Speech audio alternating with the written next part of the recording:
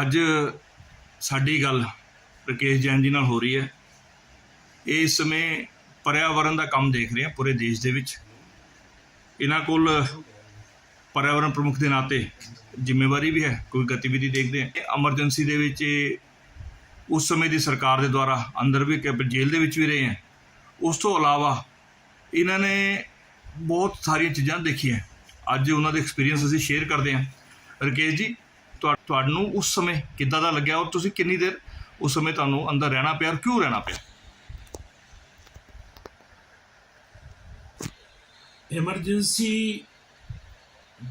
25 और 26 जून 1975 की स्टैटिस्टिक्स के फाइनल ईयर में था। संघ का कार्यकर्ता था।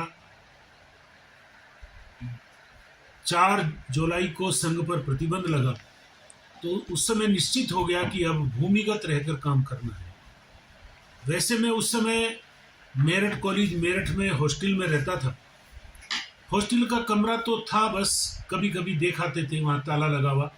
बाकी और कोई गतिविधि वहाँ से नहीं चल सकती थी, क्योंकि विद्यालय बहुत बड़ा था। 7000 विद्यार्थी उस समय वहाँ पढ़ते थे। तो उन विद्यार्थियों के बीच में इमरजेंसी के विरोध में वातावरण बनाना, लोगों से मिलना, बड़े लोगों से मिलना, छोटे लोगों से मिलना, सबसे मिलना जारी रहता था। इमरजेंसी लगने में एक बहुत महत्वपूर्ण तिथि आती है 12 जून 1975। श्रीमती इंदिरा गांधी जो उस समय प्रधानमंत्री थी, उनके जीवन में 3 बड़ी घटनाएं उसी तारीख को हुई। व्यक्तिगत दृष्टि से उनका चुनाव इलाहाबाद उच्च न्यायालय के द्वारा अवैध घोषित हुआ, लोकसभा के लिए वो अयोग्य हो गई। दूसरे, उनके पारिवारिक रिश्तेदार डीपी धर जो उनके मंत्रालय में कोयला मंत्री थे, उनकी मृत्यु एक्सीडेंट में हो गई। और उसी दिन गुजरात के भ्रष्ट मुख्यमंत्री चिमन भाई पटेल को हराकर वहाँ की जनता ने एक नए व्यक्ति को मुख्यमंत्री के रूप में स्थापित किया। तो ये तीनों बड़ी हार के दिन ये 12 जून 1975 को थे। और इसलिए इंदिरा गांधी के मन पर दबाव था कि मुझे क्या करना।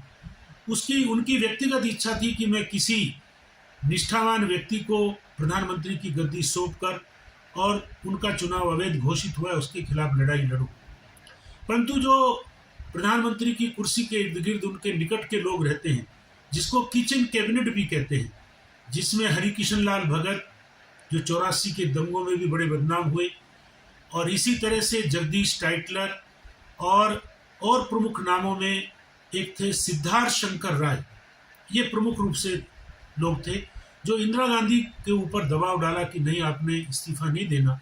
सिद्धार्थ शंकर राय बड़े कानूनविद थे। उन्होंने आपातकाल घोषित करने की सलाह दी।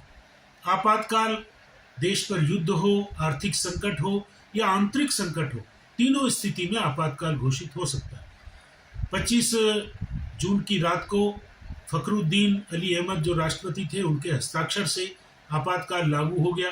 लोगों को मालूम नहीं था। मैं उस दिन व्यक्तिगत काम से देहरादून में था, तो संघ कार्यालय जाना हुआ।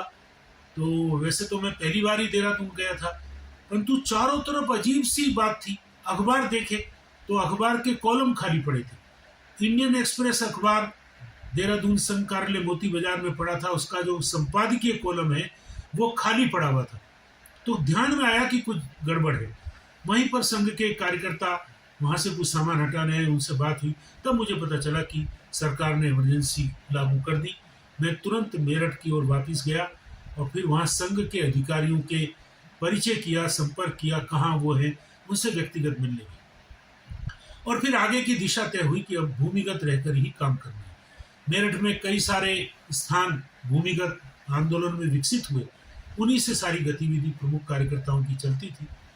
हमारे उस समय के विभाग प्रचारक थे माननीय ज्योति स्वरूप जी, जो बाद में हिमगिरी यानी हिमाचल जम्मू कश्मीर के प्रांत प्रचारक भी रहे, और श्री रामलाल जी जो वहाँ के नगर प्रचारक थे। बाद में वो क्षेत्र प्रचारक भी रहे और बीजेपी के राष्ट्रीय संगठन मंत्री भी रहे। दोनों एक आप रोक रहे मतलब कि जिहड़ी गल आपां कर रहे हैं, उस समय आप लोगों ने ये मान लिया था भी हमने इमरजेंसी का प्रतिकार करना है। हाँ, उसको इमरजेंसी को देश से हटाना है, क्योंकि आपको ये लगता था भी ये कॉन्स्टिट्यूशन के खिलाफ है और देश के खिलाफ है। तो ये आप अपनी योजना बता रहे हैं। तो उस योजना में आपको और क्या लगता है भी आपने ऐसा काम किया भी जिसके कारण आपको इमरजेंसी में हटाने में भी सहयोग मिला? और थोड़ा सा हमें इस बारे में भी इंगित कीजिए, क्योंकि सिद्धार्थ शंकर रे का आपने नाम लिया जिनके कारण इमरजेंसी में वो लगी। सिद्धार्थ शंकर रे पंजाब में भी रहे हैं, एज ए गवर्नर भी रहे हैं, आपको बताएं, तो थोड़ा सा उनके ऊपर भी थोड़ा प्रकाश डालेंगे। उनके बारे में मुझे उससे ज़्यादा जानकारी नहीं है। हाँ, तो बस उतना ही जानकारी है कि उन्होंने इंदिरा गांधी पर दबाव डाला। तो बाद में इमरजेंसी लागू हुई, फिर 26 संगठनों को प्रतिबंधित किया 4 जुलाई को, जिसमें राष्ट्रीय स्वयंसेवक संघ और कुछ और संगठन थे, जमायत इस्लामी, आनंद मार्ग वगैरह थे। तो अंडरग्राउंड बैठ के शुरू हो गए और सब लोगों को साथ लेना है, लोगों को मन तैयार करना है। मैं आपको ये बताऊं कि संघ ने पूरा इसमें आंदोलन में भाग लिया, नेतृत्व किया। उसमें कम्युनिस्ट पार्टी मार्क्सवादी जो केरल में और बंगाल में प्रभावी थी, उन्होंने बहुत बड़ी भूमिका अदा की। और पंजाब में अकाली दल ने भी बहुत बड़ी मात्रा में सत्याग्रह में भाग लिया। उसी समय अंडरग्राउंड बैठकों के माध्यम से तय हुआ कि 14 नवंबर 1975 से सत्याग्रह शुरू किया गया देश में। उससे पहले जो लोग वांटेड थे, जो जिनके नाम वारंट थे, उनके लिए तय था कि वो सत्याग्रह करके जेल जाएं, गिरफ्तारी का विरोध ना करें, जेल में रहें। कुछ लोगों की बाद में उनमें जमानत भी हो गई। बाद में 14 नवंबर से और 23 जनवरी तक सत्याग्रह शुरू चला। 23 जनवरी सर 76 ठीक। मैंने भी उसमें अंत में मेरठ में सब लोगों को समेट कर और 20 जनवरी को सत्याग्रह मेरठ से किया और मुझे 52 दिन जेल में रहने का सौभाग्य प्राप्त हुआ। जेल के अंदर हमारी क्लास भी चलती थी, बहुत सारे अध्यापक भी थे और एक तरह से हम लोग उसको संघ का जेल के सरकारी खर्चे पर प्रशिक्षण वर्ग भी कहते हैं, परंतु बहुत उत्साह के साथ वातावरण था। मेरठ जेल की मैं बता सकता हूं कि एक भी व्यक्ति ने कोई माफी नहीं मांगी। क्या बात है। उसमें एक बहुत वरिष्ठ कार्यकर्ता थे जो पुराने कांग्रेसी और अभी सर्वोदय के कार्यकर्ता थे। सर्वोदय के 35 लोग बहुत ही अनुभवी, 8-8, 10-10 बार जेल गए। उन लोगों का हमको बहुत संरक्षण रहता था, उनसे हम सारी चीज़ें सीखते थे। हमारे जेल में मार्क्सिस्ट लोगों का भी एक ग्रुप था, 7 लोगों का, उनकी अलग अपनी मीटिंग चलती रहती थी। जमायत इस्लामी के भी 14-15 लोग थे, उनकी अलग अपना काम चलता रहता था। परंतु एक बहुत ही आनंददायक रूप में वो हुआ। अंत में निर्णय हुआ कि जो विद्यार्थी हैं उनको जमानत करा के बाहर आना चाहिए। तो कोर्ट में केस ट्रायल चल रहे थे, जमानतें होनी शुरू हुई और मैंने आने के बाद फिर अपनी फाइनल परीक्षा दी और उसके बाद संघ के अगले आदेश की प्रतीक्षा रही और फिर 5 जून 1976 से मैं संघ के प्रचारक के रूप में सहारनपुर में आया। आप उस समय विद्यार्थी थे? हाँ, जब परीक्षा तक विद्यार्थी थे, उसके बाद प्रचारक हो गए। तो तीनों प्रकार से मैंने काम किया, भूमिगत रूप में किया, जेल में भी रहना हुआ और प्रचारक रूप में भी आपातकाल में मैंने काम किया। ये हमारे बीच में थे राकेश जैन जी, हमने उनके बात भी सुनी और हमारे पंजाब पल्स के दर्शकों के लिए भी उस समय के क्या हालात थे और उस समय किन किन ऑर्गेनाइजेशन ने काम किया वो राकेश जैन जी ने बताया। और कोई ऐसा समाज का वर्ग नहीं था जिसने उस समय की सरकार जो इंदिरा गांधी चला रही थी, कॉन्स्टिट्यूशन खिलाफ चला रही थी, उसको पूरा प्रतिकार किया और अंत में विजयी हुए। राकेश जी आपकी 2 मिनट की बात। हाँ जी, हाँ जी।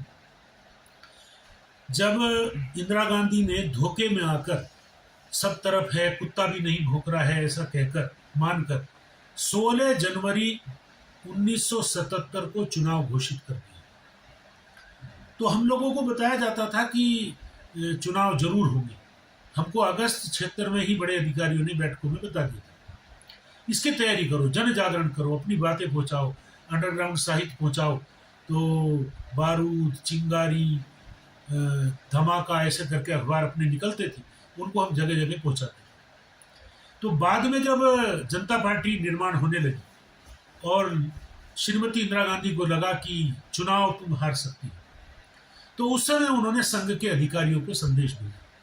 संघ के उस समय सर कार्यवाह थे माननीय माधवराव जी मूले, जो पंजाब से जुड़े रहे।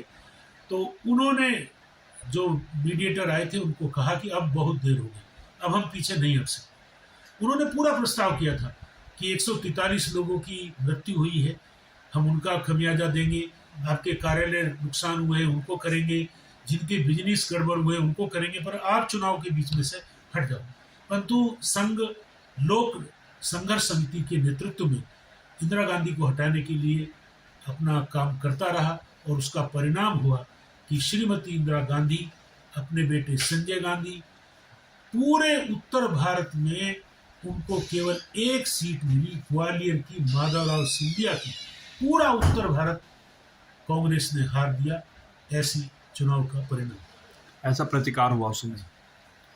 ਰਕੇਸ਼ ਜੀ, ਪੰਜਾਬ ਪੁਲਿਸ ਤੁਹਾਡੀ ਸਿਹਤ ਦੀ ਚੰਗੀ ਸਿਹਤ ਦੀ ਕਾਮਨਾ ਕਰਦਾ ਹੈ। ਤੁਸੀਂ ਇੱਥੇ ਪੰਜਾਬ ਦੇ ਵਿੱਚ ਆਏ ਹੋ, ਇਲਾਜ ਚੱਲ ਰਿਹਾ ਤੁਹਾਡਾ, ਤੇ ਜਲਦੀ ਸ਼ੀਘਰ ਚੰਗੇ ਹੋਗੇ ਤੇ ਫਿਰ ਸਮਾਜ ਦੇ ਵਿੱਚ ਆਓਗੇ। ਬਹੁਤ ਬਹੁਤ ਸ਼ੁਭਕਾਮਨਾ। Thank you.